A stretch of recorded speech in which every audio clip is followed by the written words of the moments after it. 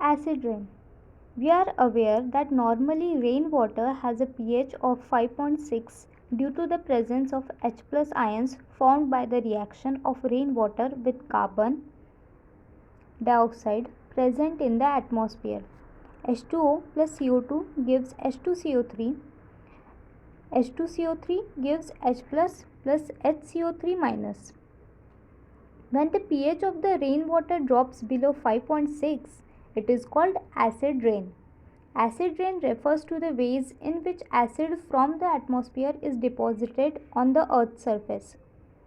Oxides of nitrogen and sulfur, which are acidic in nature, can be blown by wind along with solid particles in the atmosphere and finally settle down either on the ground as dry deposition or in water, fog, and snow as wet deposition. Figure 14.1.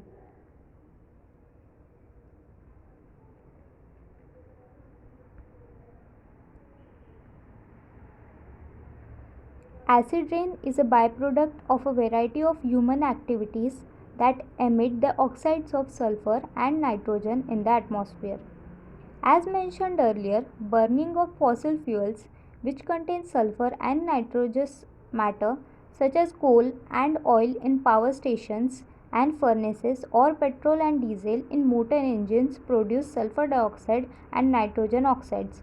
SO2 and NO2 after oxidation and reaction with water are major contributors to acid rain because polluted air usually contain particulate matter that catalyze the oxidation.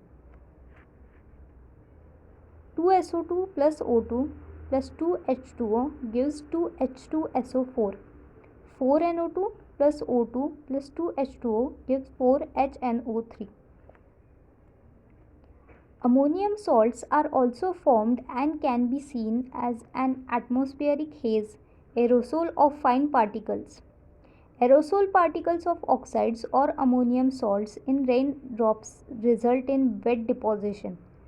SO2 is also observed directly on both solid and liquid ground surfaces and is thus deposited as dry deposition. Acid rain is harmful for agriculture, trees, and plants as it dissolves and washes away nutrients needed for their growth. It causes respiratory ailments in human beings and animals. When acid rain falls and flows as groundwater to reach rivers, lakes, etc., it affects plants and animal life in aquatic ecosystem. It corrodes water pipes resulting in the leaching of heavy metals such as iron, lead and copper into the drinking water. Acid rain damages buildings and other structures made of stone or metal. The Taj Mahal in India has been affected by acid rain.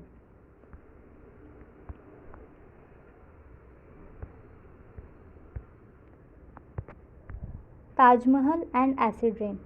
The air around the city of Agra, where the Taj Mahal is located, contains very high levels of sulfur and nitrogen oxides. It is mainly due to a large number of industries and power plants around the area. Use of poor quality of coal, kerosene, and firewood as fuel for domestic purposes add up to this problem.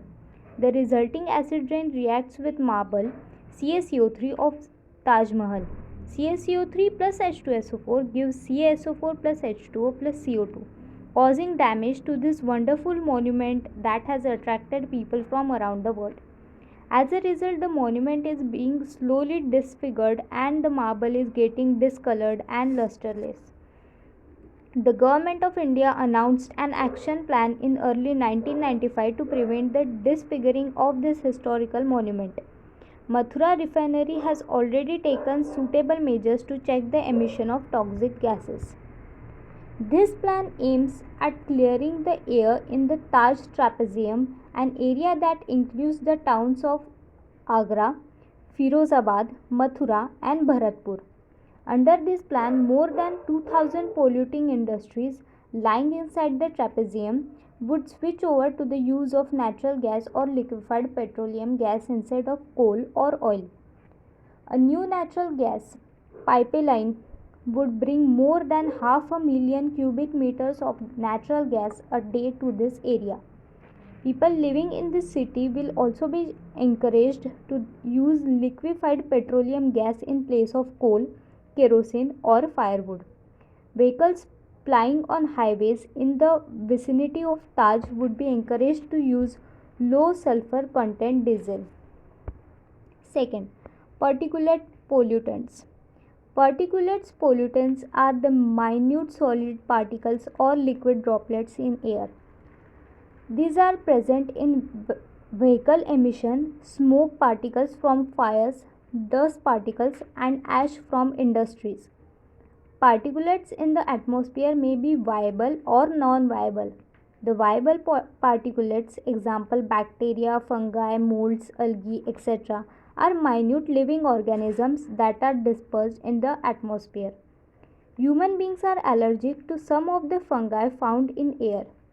They can also cause plant diseases. Non viable particulates may be classified according to their natural nature and size as follows.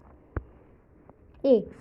Smoke particulates consist of solid or mixture of solid and liquid particles formed during combustion of organic matter.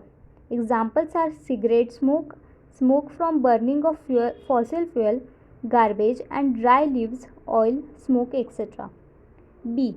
Dust is composed of fine solid particles over 1 micrometer in diameter produced during crushing, grinding, and attribution of solid materials. Sand from sandblasting, sawdust from woodworks, pulverized coal, cement, and fly ash from factories, dust storms, etc., are some typical examples of this type of particulate emission. C.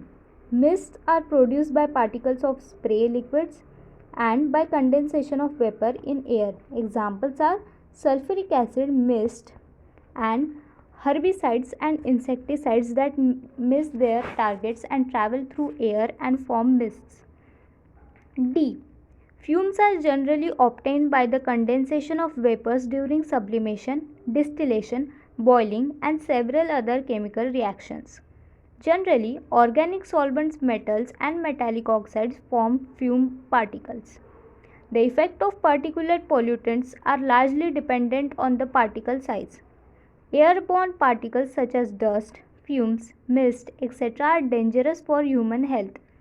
Particulate pollutants bigger than 5 microns are likely to lodge in the nasal passage, whereas particles of about 10 micron enter into lungs easily.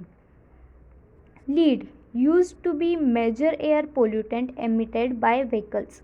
Leaded petrol used to be the primary source of airborne lead emission in Indian cities. This problem has now been overcome by using unleaded petrol in most of the cities in India. Lead interferes with the development and maturation of red blood cells. Smog. The word smog is derived from smoke and fog. This is the most common example of air pollution that occurs in many cities throughout the world. There are two types of smog. A. Classical smog occurs in cool, humid climate. It is a mixture of smoke, fog, and sulfur dioxide. Chemically, it is a reducing mixture and so it is also called as reducing smog. B. Photochemical smog occurs in warm, dry, and sunny climate. The main components of the photochemical smog result from the action of sunlight on unsaturated hydrocarbons and nitrogen oxides produced by automobiles and factories. Photochemical smog has high concentration of oxidizing agents and is therefore called as oxidizing smog.